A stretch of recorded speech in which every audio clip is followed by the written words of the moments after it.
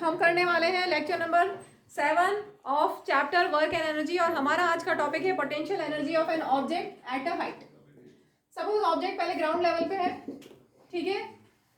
यहाँ पे ground level पे हम एज्यूम कर लें कि यहाँ पर उसके पास जीरो पोटेंशियल एनर्जी है, तो हाइट एच पे अगर हमने उसको रेज किया तो कितनी पोटेंशियल एनर्जी होगी वो हम यहाँ पर छोटा सा एक डेरिवेशन करेंगे। उससे पहले थोड़ी सी थ्योरी बुक से देख लेते हैं।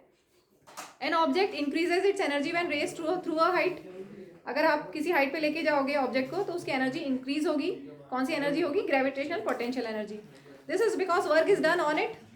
उस पर हमने वर्क किया against gravity while it is being raised. जैसे जैसे हमने उसको रेज किया तो हमने ग्रेविटी के अगेंस्ट वर्क किया उसको रेज करने पे, उसको रेज करने के लिए। तो energy present in such an object is gravitational potential energy. ये तो क्लियर है। Gravitational potential energy is energy possessed by an object by virtue of its position that is height above the ground level.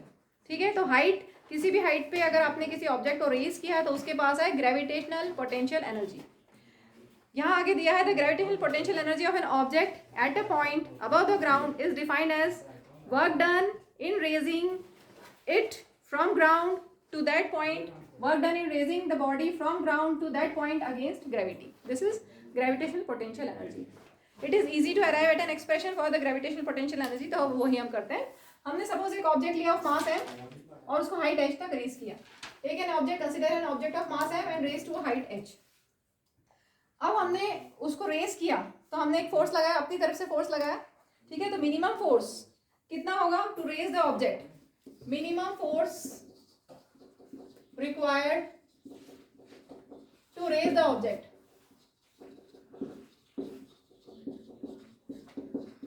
Force क्या होता है? Mass into acceleration.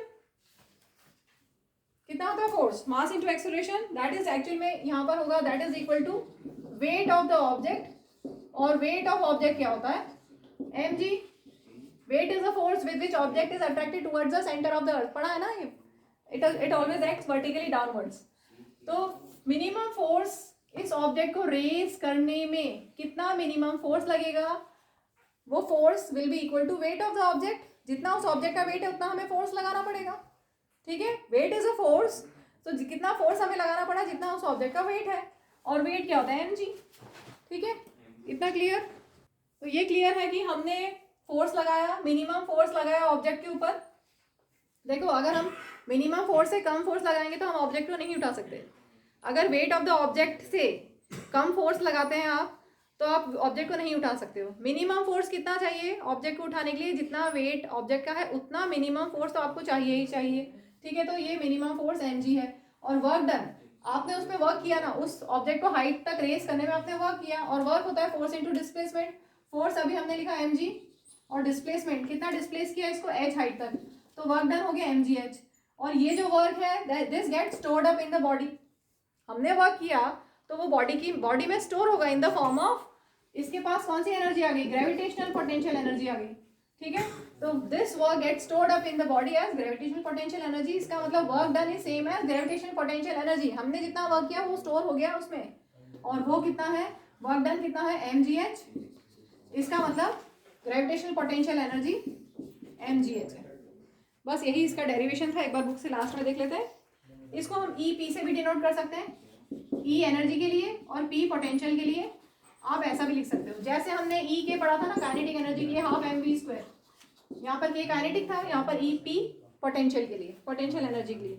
तो since work done on the object is equal to mgh and energy equal to mgh, units is gain by the object. तो जितना आपने work किया उतना ही object energy gain की, और this is stored in the form of potential energy. So potential energy is mgh। चलिए, अब बहुत ही अच्छा सा यहाँ पर फिगर दिया हुआ है, फिगर 11.8 बुक में। यहाँ पर ऑब्जेक्ट को हमने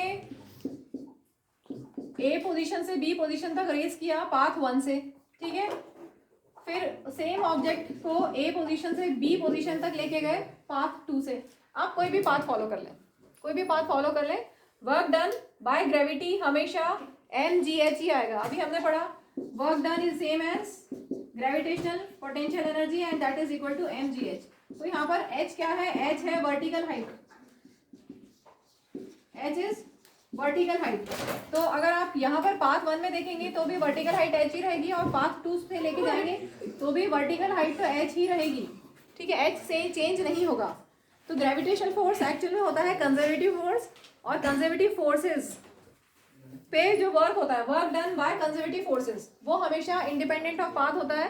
वो सिर्फ इनिशियल और फाइनल पोजीशन पे डिपेंड करता है। Work done always depends on only initial and final position, अगर वो work done by conservative force है तो। और gravitational force is a conservative force, तो वर्क डन किस पे डिपेंड करेगा, सिर्फ इनिशियल पोजीशन और फाइनल पोजीशन पे डिपेंड करेगा। और एच यहाँ पर है वर्टिकल हाइट, ठीक है, तो work done will be independent of the path, चाहे इस पाथ से लेके जाओ चाहे इस पाथ से लेके जाओ, वर्क डन बाय ग्रेविटी सिर्फ इनिशियल और फाइनल पोजीशन पे डिपेंड करेगा। यही बुक से दिया हुआ है। It is useful to note that work done by gravity depends on the difference in vertical heights of initial and final position of the object and not on the path along which the object is moved। तो हमने इस case में समझ लिया, दोनों ही case में, first case path 1 में भी वर्क डन होगा mgh, और सेकंड केस में भी वर्क डन होगा mgh, क्योंकि work done is independent of the path.